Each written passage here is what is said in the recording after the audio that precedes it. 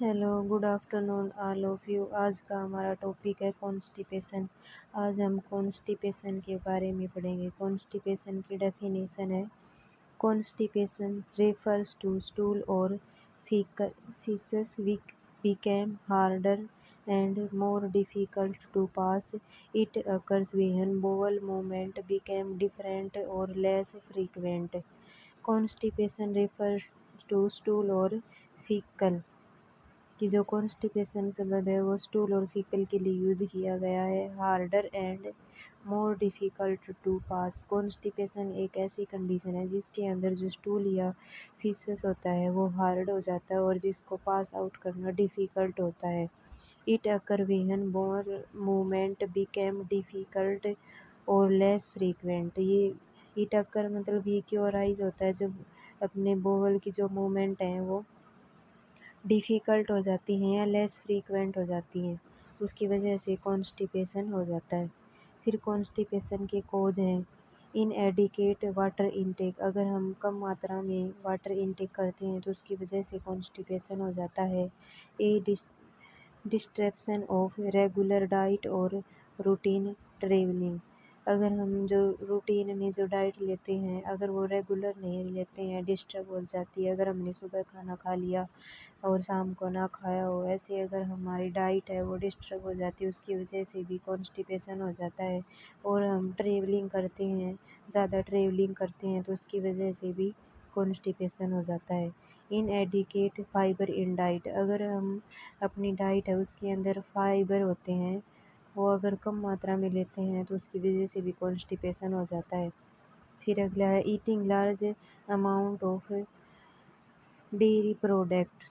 Dairy products मतलब जो दूध से बने हुए प्रोडक्ट होते हैं उनका अगर हम ज़्यादा यूज़ करते हैं, जैसे ज़्यादा मक्खन का यूज़ करना या ज़्यादा मात्रा में मिल्क का यूज़ करना और किसी चीज़ फूड का यूज़ ना करना, उसकी वजह से भी कॉन्स्टिपेशन हो जाता है।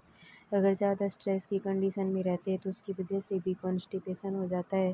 Resisting the urge to have a bowel movement. अगर जो बोवल मूवमेंट है उसके अंदर कोई बाधा आ जाती है कि जो हमें स्टूल पास आउट करने की इच्छा होती है और हम उस टाइम स्टूल पास आउट नहीं कर सकते तो उसकी वजह से भी हमें कॉन्स्टिपेशन हो सकता है। Which is sometime the result of pain from haemorrhoids. और इसका रिजल्ट कभी कभी हेमरोइड से हो सकता है। हेमरोइड्स एक बीमारी है जो कॉन्स्टिपेशन की कॉम्प्लिकेशन है। Over use of laxatives. अगर हम लेग्जेटिव्स का ज़्यादा यूज़ करते हैं, न्यूरोलॉजिकल कंडीशन पार्किंसन और मल्टीपल स्क्लेरोसिस। ये अगर ये दो ब्रेन की कंडीशन है, हमारे ब्रेन के अंदर अगर ये डिजीज़ हो जाए या इन्फेक्शन हो जाए तो उसकी वजह से भी हमें कॉन्स्टिपेशन हो सकता है। ड्रग्स हैं, एग्जाम्पल है नारकोटिक्स, एंटी डिप्रेसेंट और आयरन पिल्स। अगर हम ये यूज़ करते हैं तो उसकी वजह से भी कॉन्स्टिपेशन हो जाता है। इरिटेबल बोवल सिंड्रोम, उसकी वजह से भी हो सकता है कॉन्स्टिपेशन। और एक प्रेगनेंसी एक बहुत ही कॉमन कॉज है कॉन्स्टिपेशन का। प्रेगनेंसी के अंदर तो हर एक वुमेन के अंदर हमें कॉन्स्टिपेशन दिखाई देता है। कोलोन कैंसर, अगर कोलन के अंदर कैंसर हो रखी है उसकी वजह से भी। और ओल्ड एज के जो पेशेंट होते हैं उनके अंदर कॉन्स्टिपेशन की समस्या दिखाई देती है। ये कॉन्स्टिपेशन की कॉज हो गई। फिर है साइन सिम्टम्स ऑफ कॉन्स्टिपेशन कि जिस पेशेंट को कॉन्स्टिपेशन हो रखा है उसके अंदर हमें क्या क्या साइन सिम्टम्स शो होंगे। इनफ्रीक्वेंट बोवल मूवमेंट और डिफ़िकल्टी हैविंग बोवल मूवमेंट कि पेशेंट की जो बोवल मूवमेंट है इनफ्रीक्वेंट होंगी, मतलब वो time to time stool pass out नहीं करके आएगा। और जो उसकी बोवल मूवमेंट है वो डिफ़िकल्ट हो जाएंगी। हार्ड और स्मॉल स्टूल, वो स्टूल है जो वो हार्ड होगा और कम मात्रा में होगा। एब्डोमेन पेन, उसके एब्डोमेन के अंदर पेन होगा। Sense of incomplete bowel movement कि उसे स्टूल पास आउट करने के बाद में भी ऐसा फील होगा कि उसका जो एब्डोमेन है वो भरा हुआ है। Abdomen fullness, sense of incomplete bowel movement के अंदर है कि उसका पेट खाली नहीं होगा अच्छी तरह से, वो अच्छी तरह से स्टूल पास आउट नहीं कर सकेगा। और एब्डोमेन फुलनेस के अंदर उसको पेट भरा भरा फुल फील होगा, वोमिटिंग होगी पेशेंट को।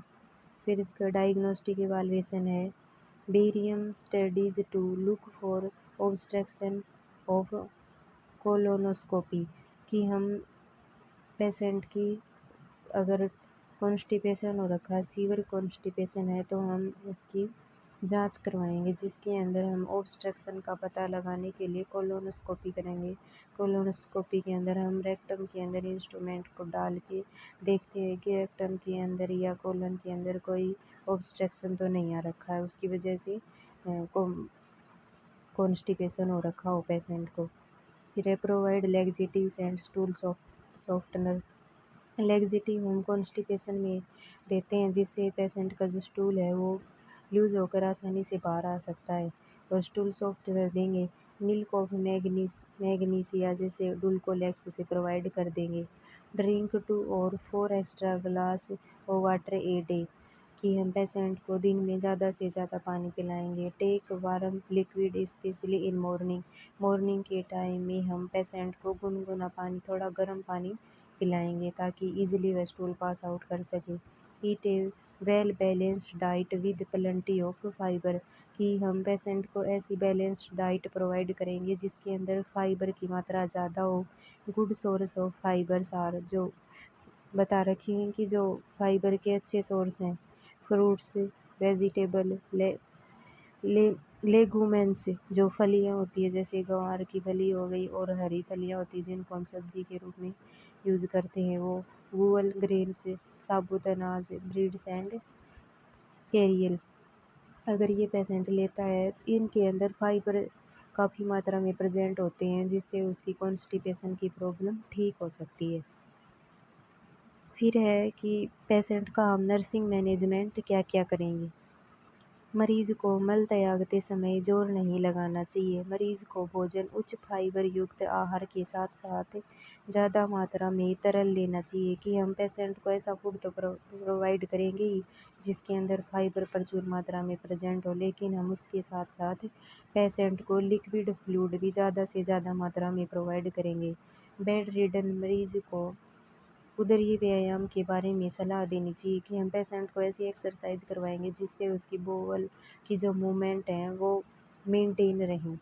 पेरिस्टाल्टिक मूवमेंट में सुधार के लिए जैसे उदरीय पेशियों में बार बार कॉन्स्ट्रैक्शन, कि हमें पेरिनियल एरिया या अब्डोमिनल एरिया की जो मसल्स हैं उनके अंदर कॉन्ट्रैक्शन करवाने के लिए उसको एक्सरसाइज बताएंगे ताकि उसकी पेरिस्टाल्टिक जो मूवमेंट है वो अच्छी हो जाए और उसका कॉन्स्टिपेशन की जो प्रॉब्लम है वो ठीक हो जाए। चिकित्सक के आदेशानुसार एनिमा और औषधि देनी चाहिए। जो डॉक्टर प्रिस्क्राइब्ड करते हैं कि पेशेंट को ये मेडिसिन देनी है या एनिमा लगाना है वो हम पेशेंट को प्रोवाइड करेंगे। जागने के बाद मरीज़ को गुनगुना पानी पीने की सलाह देनी चाहिए। हम पेशेंट को स्टूल पास आउट करने से पहले गुनगुना पानी पिलाएंगे ताकि वो आसानी से स्टूल पास आउट कर सके। आज हमने पढ़ा कॉन्स्टिपेशन। अगर आपको इससे रिलेटेड कोई भी डाउट है तो आप मुझसे पूछ सकते हैं। Thank you class.